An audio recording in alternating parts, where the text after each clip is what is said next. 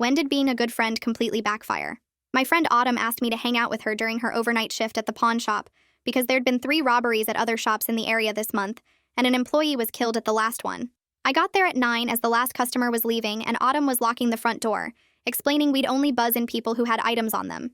The buzzer went off for the first time at 10:30. When Autumn buzzed the man in, he walked up to the counter with this big smile, saying he needed quick cash for a family emergency and had electronics to sell. But something felt off about how he kept looking around the shop instead of at us while he talked, memorizing where all the cameras were.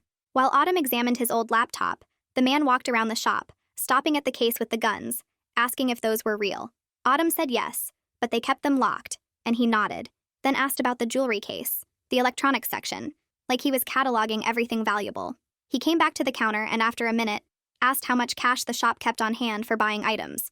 When Autumn looked up nervously and said it varied, he asked if we knew about Luna, the employee who died last week.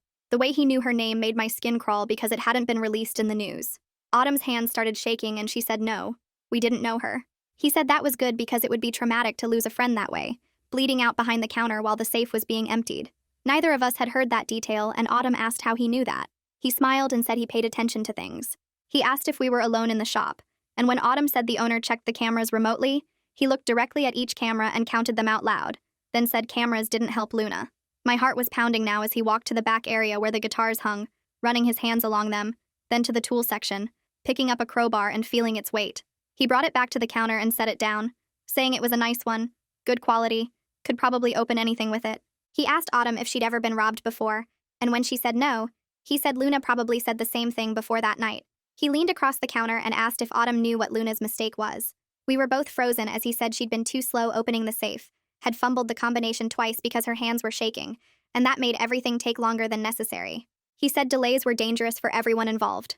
Autumn's hand moved toward the silent alarm, but he grabbed her wrist, not hard but firm, and said Luna had tried that too, but the police took 12 minutes to arrive. He let go and stepped back, saying he needed to make a withdrawal from the safe, all the cash, and the good jewelry from the case. Autumn said she couldn't do that, and he said she could and would because he'd asked nicely once already. He mentioned that Luna had said she couldn't open the safe either, but eventually she did. It just took some convincing, and unfortunately, the convincing went too far.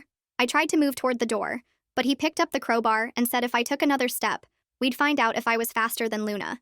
He said she'd tried to run too, made it about 5 feet. My legs were shaking so bad I could barely stand as he reached into his jacket slowly, saying this could go smooth or it could go like Riverside, but either way he was leaving with what he came for. He said the difference was whether we'd leave in ambulances or walk out on our own, and he really hoped we'd be smarter than Luna. His hand came out holding something black and metal, and he set it on the counter between us. He said Luna had gasped when she saw it, this little intake of breath like she finally understood what was happening. Then she'd wasted 3 more minutes crying instead of opening the safe. He asked if we understood what was happening and if we were going to waste time too. Autumn was crying now and nodded. He smiled and said good, then looked at his watch and said we had exactly 10 minutes to fill 3 bags with cash from the safe, the jewelry, and the electronics from the back. He said Luna had taken 15 minutes and that was too long. That's why things went badly. He started counting down from 600, his voice steady and calm, and told Autumn she better hurry because he really didn't want this to end like last time.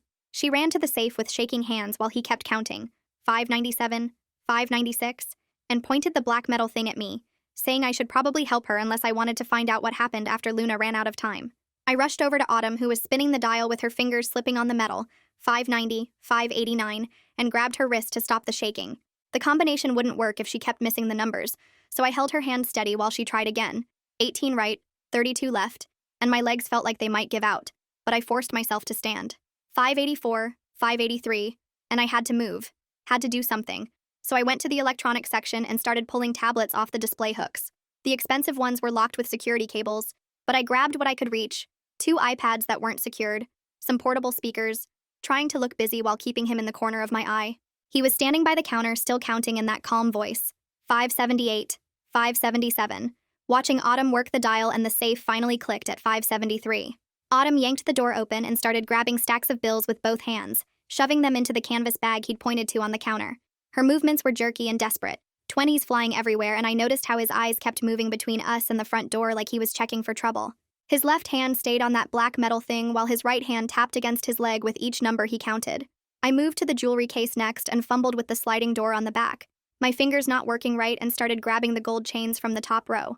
The whole time I was trying to look scared, which wasn't hard since I was shaking so bad I could barely hold anything, but I was also memorizing everything about him. There was this long scar on his left forearm that looked old and white against his skin, and he counted with this weird pattern where he'd pause every 10th number like he was marking time. 5:45, 5:44, and I grabbed a display stand full of rings, then noticed how the overhead camera was positioned. If I turned the stand just right when I set it down, it would catch his face perfectly. When he leaned over to check what we'd packed, so at 5:41 I angled it while pretending to organize the jewelry I was stuffing into another bag. He didn't notice because he was watching Autumn drop a bundle of 50s that scattered across the floor behind the counter, bills sliding under the safe, and she started crying harder as she got on her knees to gather them up. The shop phone started ringing, this loud, old-fashioned bell sound that made us all freeze, and he waved that metal thing at us to ignore it while it rang 8 times before going to voicemail. I used the noise to cover me, slipping my phone from my back pocket into my apron pocket, turning the brightness all the way down with my thumb, while pretending to adjust the bags I was filling. 5:22, 5:21, and the phone finally stopped, but my hands were still in my apron, trying to unlock my phone without looking at it. Autumn stood up with the dropped money and knocked over another stack, bills flying again, and she made this broken sound as she scrambled to pick them up. I told her it was okay. We had time, even though we were at 5:10 and my heart was pounding, so hard I thought I might pass out. She nodded and kept stuffing money into the bag, her whole body shaking, and I went back to the electronics by the door, organizing them in neat stacks while my fingers found the emergency button on my phone screen. 5:05, 5:04, and I managed to type just the address and the words robbery armed before my thumb found what I hoped was the send button, all while arranging laptops in the third bag. He looked right at me then and said we better hurry up, because Luna only made it to 300 before things got messy, before she stopped being helpful. His voice was still calm, but there was something underneath it now, and I grabbed the most expensive laptops from the display, 2 MacBooks and 3 Dell gaming laptops that together were worth thousands. My stomach was churning and I could taste bile in my throat, but I kept moving, kept packing, while he counted 478, 477. At 4:50, I caught his reflection in the glass of the front door and saw something dark outside, maybe a truck or SUV parked at an angle where the cameras wouldn't see it well. The reflection wasn't clear, but I could make out part of a license plate, maybe starting with 7 or J, hard to tell backwards in the glass, and what looked like mud splattered on the bumper. 4:41, 4:40, and Autumn finished emptying the safe, turning to help me with the jewelry case, her whole body trembling like she had a fever. I whispered that she was doing good. We were almost done.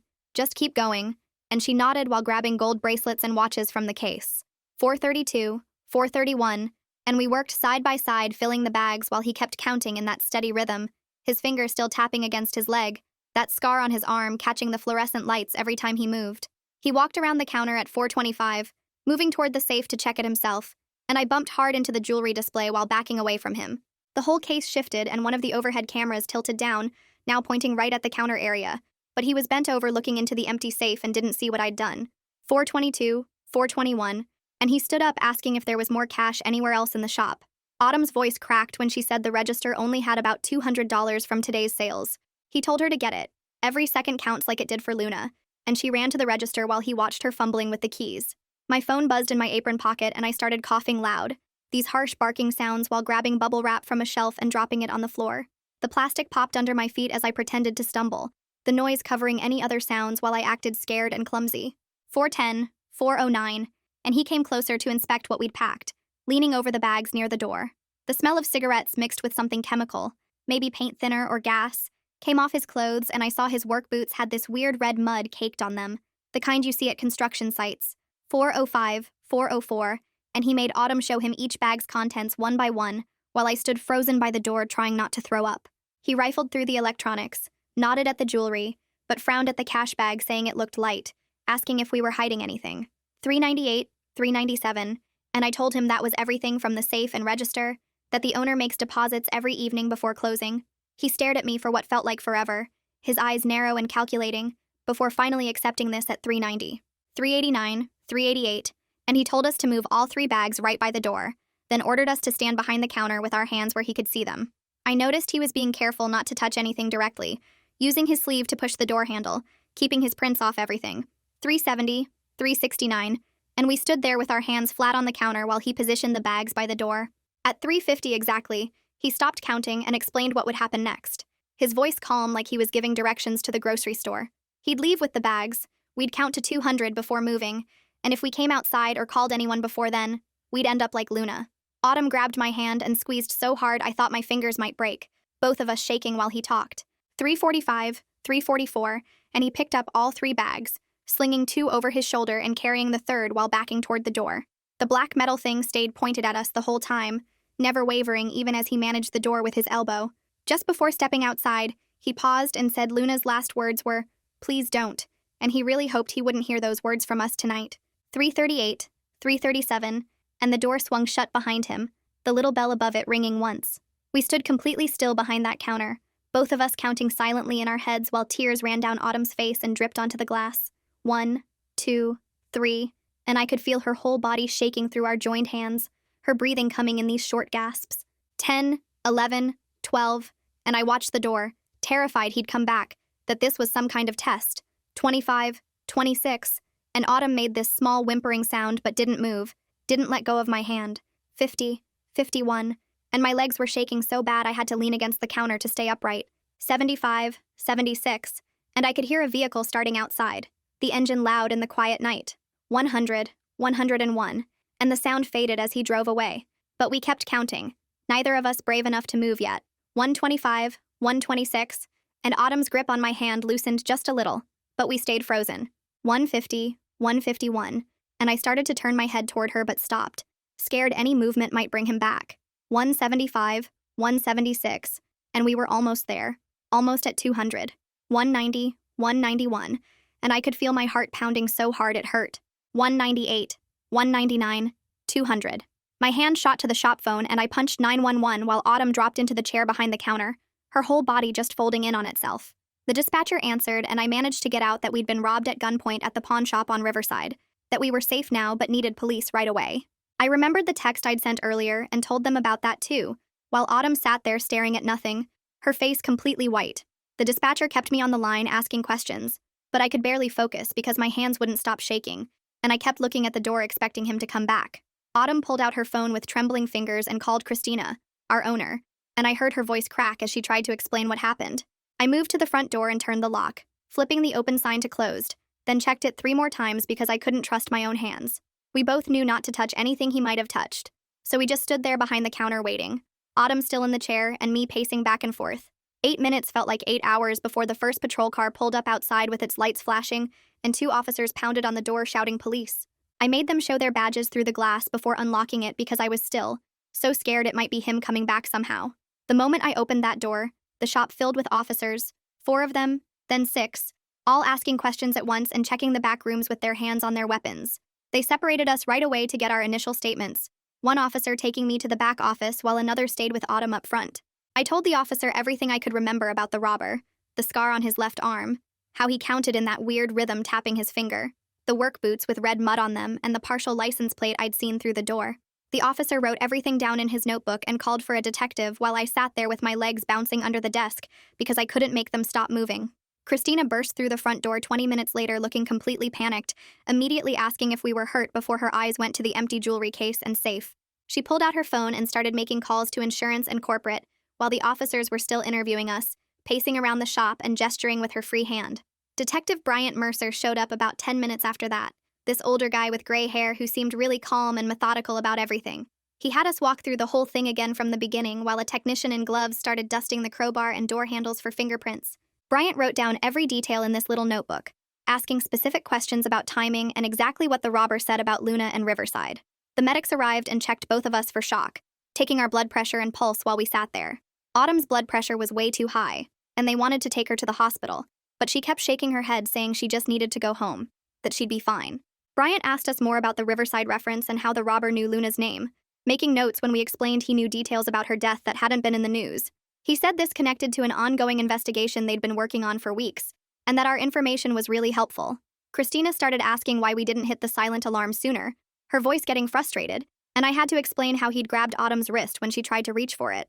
Christina looked like she wanted to say more, but stopped when she saw Autumn starting to shut down completely, just staring at the floor and not responding to questions anymore. Bryant gave us both his business cards and said detectives would follow up tomorrow with photo arrays to see if we could identify him. He told us not to talk to any media if they showed up and that someone from victim services would contact us about counseling and support. The whole shop felt different now, like something bad was stuck in the air, and I kept seeing that black metal thing in my mind every time I blinked. Autumn's sister showed up to get her, and basically had to hold her up as they walked to the car because her legs weren't working right. I sat in my own car for 10 minutes before driving because my hands were shaking too bad to grip the steering wheel properly. The police tape across the door made the shop look like a crime scene from TV, except this was real, and we'd been right in the middle of it. Bryant had said we did everything right, that we stayed calm and got out alive, but I didn't feel calm at all. My whole body felt like it was vibrating, and I couldn't stop checking my mirrors on the drive home. Sure, I'd see him following me. The apartment felt too quiet when I got there, and I checked every lock twice, then moved a chair in front of the door even though I knew it was stupid. I couldn't eat anything because my stomach was in knots, and when I tried to watch TV, I kept seeing his face and hearing that countdown. Sleep wasn't happening at all that night. Every little sound made me jump, and I kept replaying everything, wondering what we could have done differently. The sound of car doors slamming outside made me jump so hard I knocked over the water glass on my coffee table. Every noise felt like him coming back to finish what he started. My phone buzzed, and it was Autumn texting that her sister Tina was on her way to get her from the shop. I texted back that I'd wait to make sure she got picked up okay. 20 minutes later, Tina's car pulled up, and I watched through the shop window as she basically had to hold Autumn up, her legs not working right from the shock. Autumn looked so small and broken as Tina helped her into the passenger seat, rubbing her back and talking to her in that gentle voice people use with trauma victims. I walked to my own car and sat there for a minute, my hands shaking so bad I could barely get the key in the ignition. The drive home should have taken 15 minutes, but I had to pull over twice. Once at a gas station where I threw up in the parking lot, and again when my vision got blurry from tears I didn't even know were coming. Other cars honking behind me at a green light I didn't see change made me realize I was stopped in traffic, just sitting there frozen. When I finally made it to my apartment, I sat in the parking lot for another 10 minutes before going inside, checking every shadow and corner like he might be waiting. Inside, I locked the deadbolt, the chain, even pushed a chair against the door, which I knew was stupid but couldn't stop myself from doing. That night was the longest of my life. Every car door, every footstep in the hallway, every creak of the building made me bolt upright in bed. I kept seeing his face when I closed my eyes, that calm expression while he counted down and hearing those numbers in my head. 597, 596, over and over. Around 3 in the morning, I gave up trying to sleep and just sat on my couch with all the lights on, checking the locks every hour and looking out the peephole anytime I heard something. My phone rang at 8:30 and I almost didn't answer the unknown number, but it was this woman named Sierra Rogers saying she was a victim advocate with the county. She explained that Detective Bryant had referred us for services and asked how I was doing, which made me laugh in this broken way because how do you answer that after something like this? Sierra said that was a normal reaction and offered to help with counseling referrals, time off work documentation, anything we needed to process what happened. I told her yes immediately because I knew I wasn't okay. My hands were still shaking and I hadn't eaten anything since before the robbery. She gave me 3 therapist names who specialized in trauma and said she'd call Autumn too, then mentioned there would be next steps with the investigation that Bryant would explain. Bryant called an hour later asking if Autumn and I could come to the station that afternoon to look at photo arrays. He said they had some leads and needed us to see if we recognized anyone, that it was important to do it while our memories were fresh.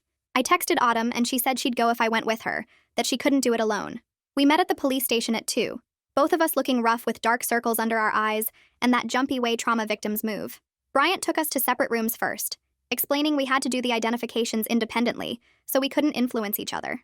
He put 6 photos in front of me, all similar-looking men, and told me to take my time, look carefully, and only identify someone if I was certain. My eyes went straight to number 4, and my whole body tensed up because it was him. That scar near his eye, the way his mouth curved when he wasn't quite smiling, those dead eyes that had watched us while counting. I pointed at the photo and Bryant asked if I was sure, and I said yes. Absolutely, that was him. He had me sign and date the photo array and initial next to number 4, then asked me to wait while Autumn did hers. I sat in the hallway for 20 minutes listening to muffled voices from the room where Autumn was looking at photos. Sierra showed up and sat with me, not saying much but just being there, which helped more than I expected. The door opened and Autumn came out crying, Bryant behind her looking satisfied. He said we'd both identified the same person, which was good for the case. Really good. Autumn told me later she'd been scared to pick anyone, worried she'd choose wrong or that he'd find out she identified him and come after us. Sierra had to sit with her and explain all the legal protections, the restraining orders that would go in place, how the system would keep us safe. 3 days passed with me barely leaving my apartment except for the therapy appointment Sierra had helped me schedule. Bryant called that afternoon with his voice sounding different, excited almost. He said the partial plate I'd seen combined with the prints they'd pulled from the crowbar had matched someone already in their system, a man with a record who'd been suspected in other robberies. They were getting an arrest warrant and would have him in custody soon, he promised. The local news picked up the story that night, and suddenly everyone knew about the armed robbery at Christina's pawn shop, my phone blowing up with texts from people who'd seen it on TV. Christina called me the next day saying she was implementing new security measures immediately. Panic buttons at every station, bulletproof glass at the counter, and nobody would work overnight shifts alone anymore. always 2 people minimum. She asked when I'd be ready to come back, and I told her I didn't know. Maybe never for overnight shifts. A week after the robbery, Bryant called again, and this time his voice had that satisfied sound cops get when they close a case. They'd arrested him at a motel 2 towns over, no resistance. Found him with items from multiple robberies, including some jewelry that had belonged to Luna. He said they were building cases for all the robberies now, that this guy was going away for a long time. Autumn texted me that night saying she'd talked to Christina about not working nights anymore, and Christina had agreed to move her to day shifts only without cutting her hours or pay. I decided to reduce my hours too. Told Christina I'd only work when other employees were there. No more solo shifts ever. She understood and said whatever we needed to feel safe, the company would work with us. 3 weeks later, we had to go to court for the preliminary hearing, which meant seeing him again, sitting in the same room while lawyers talked about evidence. Autumn and I sat together in the gallery, Sierra between us, as they brought him in wearing orange and shackles. He looked smaller somehow, less terrifying in chains. But when his eyes swept the courtroom and landed on us, that same cold look was there. The prosecutor laid out the evidence, the fingerprints, the partial plate, items from Luna's robbery found in his motel room, our identifications. His lawyer said he was pleading not guilty, but even from where we sat, we could tell it was just going through the motions. The evidence was overwhelming, and everyone in that courtroom knew it, especially him. 2 days after the hearing, Raymond Boyd called us to his office downtown, where he had this huge desk covered in case files and legal books. He walked us through the charges one by one, pointing at documents while explaining armed robbery with a deadly weapon carried 20 to life, and with his priors and the connection to Luna's case, conviction was basically guaranteed.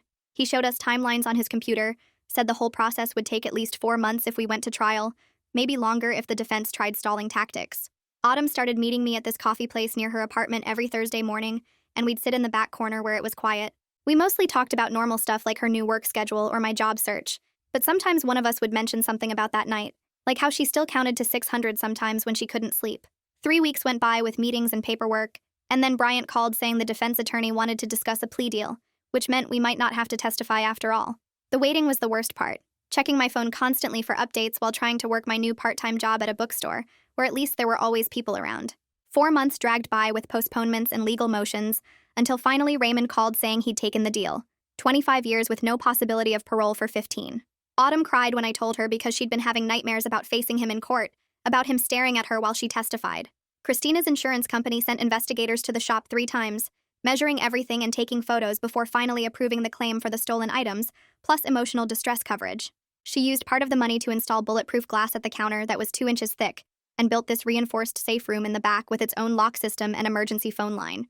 The shop looked different now with all the new security, cameras everywhere, and these bright LED lights that eliminated every shadow, but it felt safer even though neither of us worked nights anymore. Sierra sat with us at her office filling out victim compensation forms, showing us where to sign and what receipts to attach for our therapy sessions.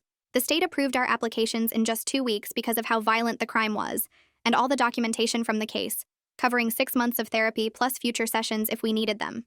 I'd been seeing my therapist every week, working through the panic attacks that hit me in crowded places, and the way I still checked every exit when I entered a room. 6 months after that night, my phone buzzed with a text from Autumn saying she'd just finished a whole shift without her hands shaking once, without checking the door every 5 minutes. I was stocking shelves at the bookstore when I read it, and had to go to the bathroom to cry, because it was the first real sign we were getting better. The sentencing hearing was scheduled for a Tuesday morning, and we both had to give victim impact statements, which meant standing up in court and explaining how the robbery changed everything.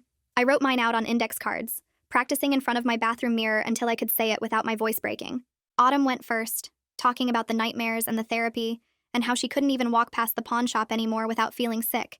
Then I stood up and told the judge about the panic attacks, and the way I still heard his counting sometimes, how I'd had to change jobs because I couldn't handle working with cash registers. The judge listened to everything, looked at him sitting there in his orange jumpsuit, and upheld the 25-year sentence plus mandatory mental health treatment during incarceration. We walked out of the courthouse into the bright noon sun, and Autumn suggested this sandwich place around the corner where we could sit outside. Over turkey clubs and iced tea, we talked about everything except the hearing at first. Then Autumn said something about how his counting had finally stopped in her head during the testimony. I realized mine had too, that standing up there and saying it all out loud had taken away some of his power over us. We sat there for 2 hours, ordering dessert we didn't really want just to keep sitting in the sun, and for the first time since that night, we both took full, deep breaths without our chests feeling tight. The robber was going to be locked up until we were both middle-aged, unable to hurt anyone else, unable to count down from 600 while someone cried and shook. We were different now, changed in ways we were still figuring out, But we'd survived, and that had to count for something. Well, folks, that was definitely a journey. Appreciate you being here and wandering through it all with me. Until we meet again, take care.